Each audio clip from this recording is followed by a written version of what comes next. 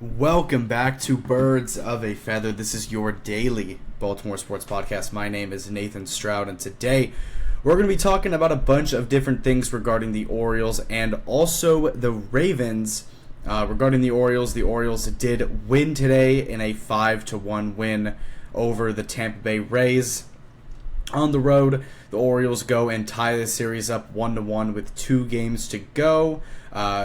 If either team wants to win the series, they're going to have to win the next 2 games. If they split, then obviously it is a tied 2-2 series. But the Orioles tie the series up 1-1 going into tomorrow. They got a big win today. Pitching was great. Offense was, didn't put up an insane amount of runs. They only put up 5 runs, which is still fine. But all of it was produced with runners in scoring position, which was really, really cool to see. And it's cool to see the offense going out there and actually producing runs, organically and not necessarily all off of the home run ball, which was, something similar from last season. But the Orioles got a big win today, tie up the series 1-1, got back to being 10 games below 500, and they can look to cut that deficit down to single digits tomorrow if they can go and win tomorrow. And then also later in the episode, we're going to be talking about the Ravens minicamp that started today. Their mandatory minicamp started this morning. For the Ravens, there's a bunch of news, a bunch of quotes. We're going to be talking about a bunch of interviews that went on, just kind of hearing some quotes that certain players said, guys like DeAndre Hopkins, Lamar Jackson, T. Martin, some guys who work for the Ravens. Just going over some quotes that they've been saying, kind of just analyzing some stuff as we head into, as we get closer to the Ravens season, because I think mandatory minicamp only lasts for like 3 total days. I think it's the 17th, 18th, and 19th. So we'll see what happens with that. But the Ravens mandatory minicamp is starting, which is really cool to see. Really cool to see the videos of the guys all out there again. Really, you get that sense and that feeling that football is coming back soon. And then obviously with the Orioles, we're going to be talking about that win that they got. And let's just get right into that Orioles win. So going over the Orioles and Rays game, again, this game literally ended like 5 minutes ago. Wanted to get this episode up for y'all, talking about the Orioles, talking about the Ravens as well. It's the end of the night. Obviously, all the Ravens news is pretty much wrapped up today from minicamp. And then the Orioles, obviously the game ended like 5 minutes ago, so we're going to be going over that. But in this game, the offense did great. Again, didn't put up like an insane amount of runs, but 5 runs is obviously, perfectly fine, and we'll take that. 13 total hits for this Orioles offense. They got on base a lot this game, was able to score 5 runs off of it. They got 13 hits, got walked 1 time, 14 total base runners in this game. But if you go over to the players on offense, and before that, the Orioles left 8 guys on base, so they could have actually scored, some more runs this game, but, you can't always score every single run that you get on base. But runners in scoring position, the Orioles went 5 for 10, 50%. With runners in scoring position. You will take that every single day of the week.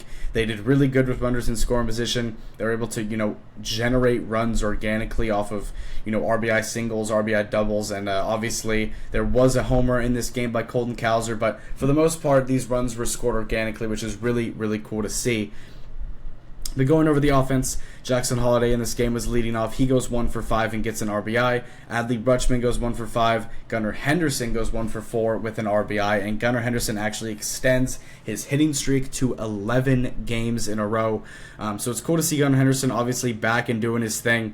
Again, he's not putting up the home run numbers like you would want. The home run numbers like we're used to, especially last year with all the home runs that he had at this point of the year last year. I think Gunnar only has 7 or 8 on the season.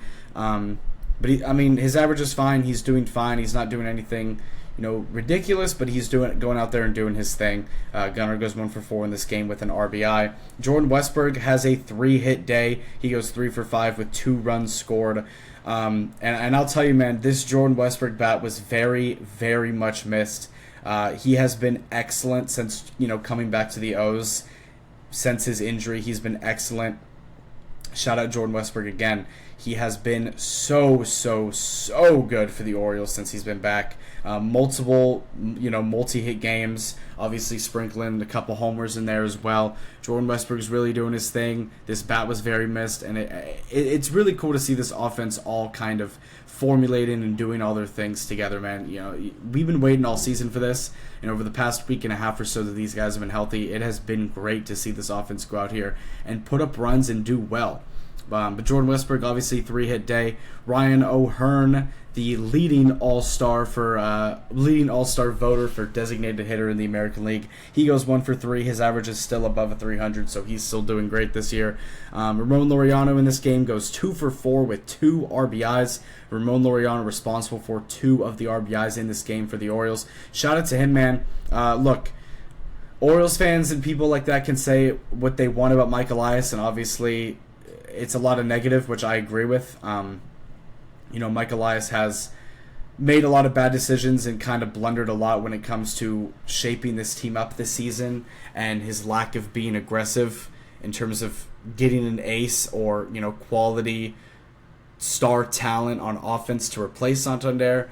The people can say what they want about Mike Elias, man. They can say what they want about his decisions. They can say what they want about the things that he did this offseason, and obviously I don't agree with a lot of it, mainly the pitching, and just kind of the way that he's operated the Orioles over the past couple of years has just been a little confusing, especially with the new ownership and, the no limit on the spending that they can do, and just seeing what we've done. But, that's a talk for another day.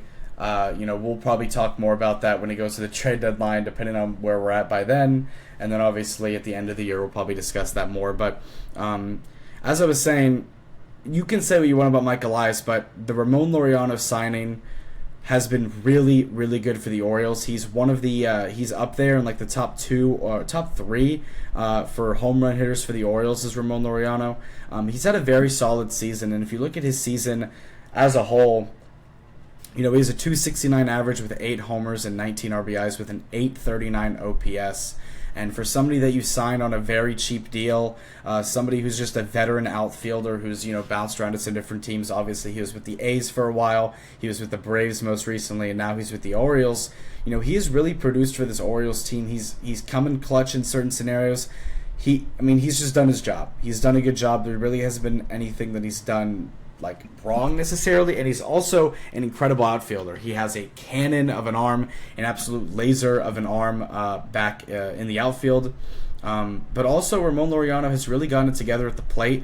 An almost 270 average, 2 hits today, 2 RBIs today. He has really gone out there and produced for the Orioles, and it's really cool to see guys like him and Dylan Carlson, who I'll talk about in a second. It's really cool to see them go out there, guys who you wouldn't expect to do good, really go out there and be big contributors for this Orioles team, and even more of a reason that this Orioles offense has kind of been completed as a whole as it stands right now. But Ramon Laureano, 2 RBIs in this game, 2 hits. He's been great this year, man. I don't think I've said it enough how good he's been for the Orioles, but he's been one of the better hitters for the Orioles this season, and he's also an incredible outfielder, and he's shown that so many times this year. Cedric Mullins in this game goes 0 for 4. Colton Cowser in this game, he had a homer in this game. He was responsible for the only home run hit in the entire game, Orioles and Rays combined. Colton Cowser goes 1 for 4 with a solo home run. He struck out in the other 3 at-bats, but obviously the solo home run was needed. Obviously, extending the lead and everything like that, you'll take that every day of the week. But Colton Cowser with a homer in this game. His average still, at this point isn't great. A 182 average. He has struck out quite a bit since he's come back, but he did that also a lot last year. He was striking out a good amount last year, but the average was also there. And obviously, we know what Colton Cowser did last year. But since his return, he's been a little bit slow in his return compared to Jordan Westbrook. But Colton is still obviously that power hitter, that guy that we love, the milkman himself. Gets a solo home run today. Love to see it from Colton. And then Dylan Carlson, man, I don't know what else I can say about this guy. I have been talking about him over the past week now straight. But this guy, Dylan Carlson, man, he has really been such a big contributor for the Orioles. And Dylan Carlson in this game today goes 3 for 4 with 2 runs scored. One of 2 Orioles with 3 hit days, him and Jordan Westburg. Dylan Carlson consistently is batting in the 8 or 9 hole for the Orioles. And Dylan Carlson has really been... I mean, he's been great. I mean, there's really nothing else I can say. I remember when Dylan Carlson, for the most part, was batting like at the 180s and like 170s, very similar to like what Kobe Mayo's batting right now. But Dylan Carlson was just a guy who the Orioles would DFA and sign him back and he would be a very rotational guy who would play one day, sit the next day, or sit for a while, come back for maybe a game as a little rotational guy. He did not have a place in this lineup at all. He did not have any sort of consistent role with this team at all for the most part, and that's including going back to last season. But obviously, earlier this season when guys like Colton Cowser, guys like Ramon Laureano and Cedric Mullins and Tyler O'Neill and guys like that, when they got hurt, it gave Dylan Carlson a lot of opportunities, much like it did Heston Kjerstad as well. But Heston Kjerstad is a AAA right now, and the Orioles decided to keep Dylan Carlson up on the roster for very good reason. I mean, he's gone out here and just been a hitting machine. He's been very reliable just in terms of getting on base. He hasn't really gone up there and stunk up the field. He's done his thing, and he's also an incredible outfielder, very similar to Ramon Laureano. He's very quick as well. Dylan Carlson today, 3 for 4 with 2 runs scored for the Orioles. His average is up to a 264 with an over 300 OPS and a 429 slug. That's insane. That is absolutely insane to me how good of a season Dylan Carlson has had. And again, every single season there's always that one or two players for a team that's kind of like a rotational guy, but they're really, really, really productive. And, a lot of the times those players gets labeled as, blah, blah, blah legends. Let's say, for example, I'll bring up the Mets, for example. Like Jose Iglesias last season for the Mets. He was a guy who nobody really thought he was going to produce. Everybody knew he was a great, he was great on defense, but nobody really thought that his bat was anything good. But he was batting consistently over 300 the entire season, and Mets fans will forever love him. Obviously, he added the OMG stuff and everything to them, but Mets fans will probably love him forever, even for that little contribution that he added. And same thing with Dylan Carlson, man. He's having a really great season. If he keeps this up, I don't really know how you can move him out of this lineup. And for example, when Tyler O'Neill comes back from injury, I know Tyler O'Neill's getting paid a lot more than Dylan Carlson. I know Tyler O'Neill was the guy who we paid the most this offseason. And he's also he's gotten the highest contract that Mike Elias has given out so far in his tenure as manager or tenure as GM. But I don't really know how you can move Dylan Carlson out of this, everyday lineup. Obviously, when Tyler O'Neill comes back, you're going to have conversations, but I mean, what it looks like to me is Tyler O'Neill might need to be a rotational guy, and Dylan Carlson might just need to stay in this lineup. Just kind of ride the wave of momentum, and obviously if things start to go wrong, then you play more Tyler. But Dylan Carlson's been great this year. Shout out to him. He's been such an excellent addition to this Orioles team. But going over to the pitching, Dean Kramer gets the start. He was phenomenal in this game. Didn't necessarily, eat a bunch of innings in this game. He did get a little bit worked in his 5 innings that he pitched, but he went out there and only held them to 1 total run this game, and that's including the bullpen as well. This Orioles bullpen is one of the better bullpens in baseball, and they go out here today and really prove it. They hold it down in innings 6, 7, 8, and 9. They really held it down for the Orioles. It was consistently a 3-run game for the Orioles, but the Rays just really weren't able to get back into it, and they really couldn't find a rhythm. But Dean Kramer in this game, he does get the win. He is 6-7 on the season. He got through 5 innings, gave up 4 hits, 2 walks, gave up a run, and had 4 strikeouts. Only gives up 1 run, 6 total base runners, 1 run, had 4 strikeouts as well. Shout out to Dean Kramer. I would have loved to see him maybe go 6 innings, but they did pull him in this game. They just didn't want to risk anything too crazy with Dean. But he did great. He did great this game. Shout out to him. And then Keegan Aiken, Gregory Soto, Felix Bautista, and Brian Baker, or really Brian Baker, then Felix. All 4 of those guys came out the bullpen, and they were all excellent. 0 runs combined between Keegan Aiken, Gregory Soto, Brian Baker, and Felix. And Felix did not get the save today because it was not a save scenario, because it was a 4-run game. But Felix went out there and closed the door on this game. But man, this bullpen and this offense has really been good for the Orioles in their little, run that they've been on here recently over the past couple of weeks. It's really been the bullpen and the offense that has been a great part of this team and a big majority of why they've been winning games. And also the starting pitching has really tightened up. Obviously, there's been some games where the starting pitching hasn't been great, such as yesterday with Zach Eflin when it just wasn't going good. But the starting pitching's been a lot better than it was, when it was compared to the first couple of months of the season. It's been a lot better than that. Still not excellent, hasn't been excellent obviously, but it has been a lot better. But this team overall is just playing a lot better. The offense, you can tell, is just getting on base more. They're producing runs more in terms of runners in scoring position. And with the pitching, the bullpen's been excellent, and obviously the starting pitching's just gotten better. It's still a little bit flawed, but it has gotten better overall. You can look at the numbers, you can look at the stats, you can look at how everything adds up. They have just gotten better overall as a team. But this series against the Rays is tied up 1-1. Obviously, the Orioles record is sitting at 31-41 on the season. And going into Game 3 tomorrow, it is going to be Trevor Rogers versus Taj Bradley. And again, this is something that I talked about yesterday. I talked about yesterday the possibility of Trevor Rogers getting called back up to Baltimore. And look what happened. Trevor Rogers is back in a Baltimore Orioles uniform, and he is pitching tomorrow for the Orioles after his one excellent start that he had against the Red Sox a few weeks ago. Trevor Rogers is back because of the Cade Povich injury. Obviously, Cade Povich is on the 15-day IL, so Trevor Rogers, obviously it made sense to call him back up. There was no reason to kind of forfeit that roster spot, not even the roster spot, but to forfeit that rotation spot and just kind of throw out a bullpen game. There was no reason to do that. This has kind of felt like the obvious move to bring Trevor Rogers back up to Baltimore, especially with the way that he pitched in his, his last and only outing that he's had for the Orioles this season, where he was literally lights out that game. But Trevor Rogers getting his second start for the Orioles, and this is going to be a big, big start for him because obviously he hasn't really been able to get the momentum for pitching for the Orioles. Obviously, he started off the season on IL, then he was in AAA. He didn't do good in AAA.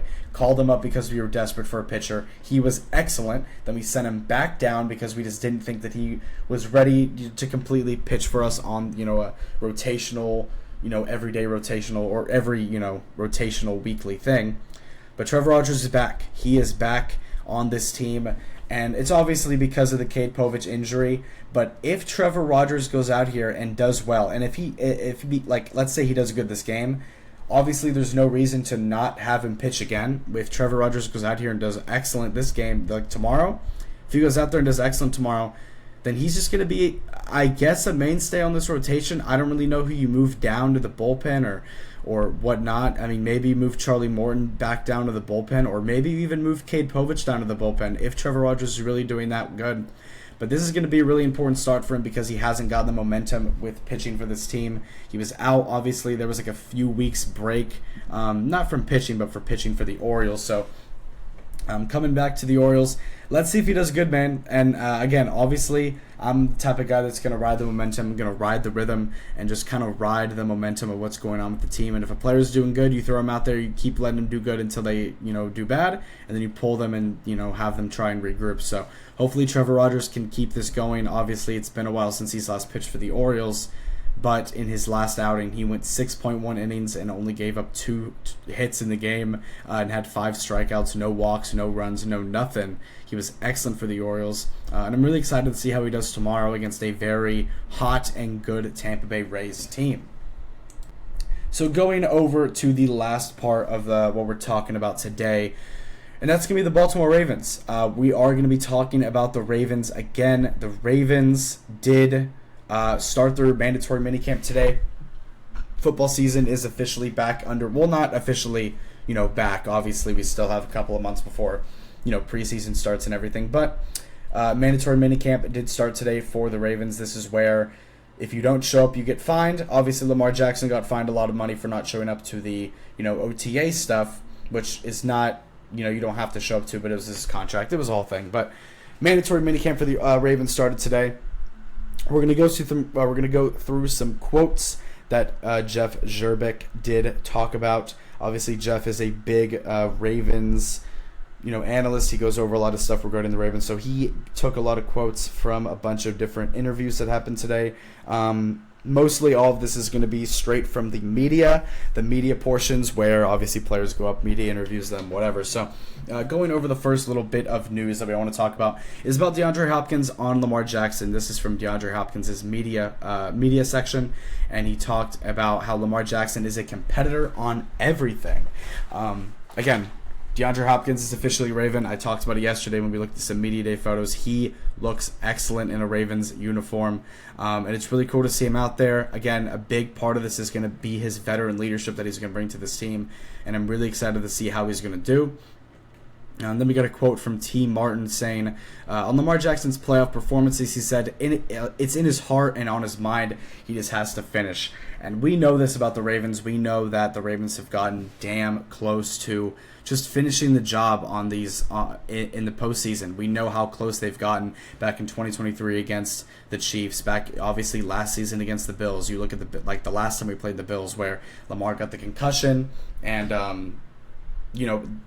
who knows what could have happened in the game. We could have came back and won. Who knows?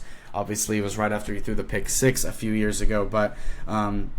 This Ravens team has gotten very, very, very close to just getting over the hump and getting to the Super Bowl. Obviously, the past two seasons are the big ones that I'm talking about against the Chiefs and the Bills. But, again, it's in his mental, man. He just has to get over it. He just has to finish the race. As T. Martin said, T. Martin is the quarterback's coach for the Ravens. He said it's in his heart and it's on his mind. He just has to finish. And I could not agree more with that. And some other news that I want to talk about regarding the Ravens is about Jair Alexander, who did get released a few weeks ago from the Green Bay Packers, and he's been someone that was very much connected to the Ravens and very much connected about maybe joining the Ravens, obviously because of the connection between Jair and Lamar. They both went to Louisville at the same time. They were both in the same draft class as well, former college teammates at Louisville. And this is what Lamar had to say about Jair Alexander. He said, I love all our corners, but go get him. Go get America. Said you never know what Jair. You never know what Jair. Said you never know what Jair is thinking. Basically saying that he's telling Eric to go get him. Eric DeCosta, obviously the general manager for the Ravens, telling him to go out there and get him. He's available in free agency to go out and just sign him, pick him up. Obviously, a bunch of teams are interested in him. He is a little bit older. He does maybe have some character issues as well. But the Ravens could definitely use some corner depth. Obviously, Nate Wiggins is there. You have Marlon Humphrey there. You have Awuzie there as the new signing. But it never hurts to go out there and just get another player that can just be depth. And I feel like if the Ravens did get Jair Alexander, it would remind me a lot of the Marcus Peters acquiring. Obviously, Jair, I think, is a lot better than what Marcus Peters was at the time when we got him. But just a guy who can go in there, change the vibe, get along with a bunch of the guys, and obviously Lamar's former college teammate, which is really cool to see. Lamar also spoke about the Bills' loss. Obviously, the Bills lost to last season in the postseason in the divisional round where we lost to the Bills.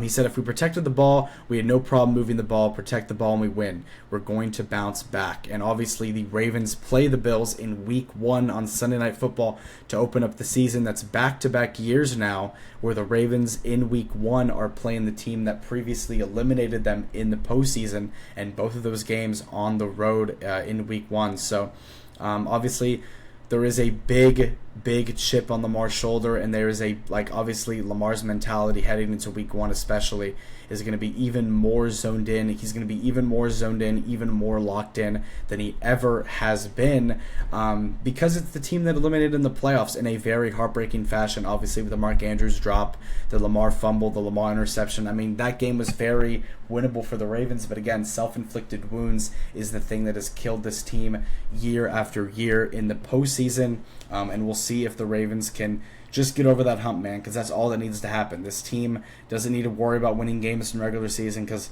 at the end of the day, this team kind of just coasts through the regular season like it's nothing, and then when you get to the postseason, that's where the problems kind of occur. So again, he was talking about if we protected the ball, we had no problem moving the ball. They just had to protect the ball, and they were going to win. And I agree, they really had no problem moving the ball. They just didn't have as many possessions as Buffalo did in that game, and especially in that third quarter in the game against the Bills. They were running the ball very, very well that quarter. Whether it was Justice Hill or Derrick Henry, they were running up a storm in Buffalo and doing very, very, very well. But obviously, the turnovers, the everything like that, the Lamar fumble, the Lamar the Lamar interception, the Lamar fumble, obviously the Mark Andrews fumble, and then the Mark Andrews drop at the end of the game. Also with Mark Andrews, Lamar Jackson did come out and defend Mark Andrews. Obviously, the media has kind of been going at him a lot, for good reason. Obviously, with everything that happened in the playoffs, Mark Andrews and his age as well, and everything like that. And also just kind of the season that he had last year. Even though it wasn't a bad season at all last year, he didn't necessarily have a ton of yards, but he did have a lot of touchdowns. Isaiah Likely is looked at as to be the guy this year for the Ravens, to be the tight end one.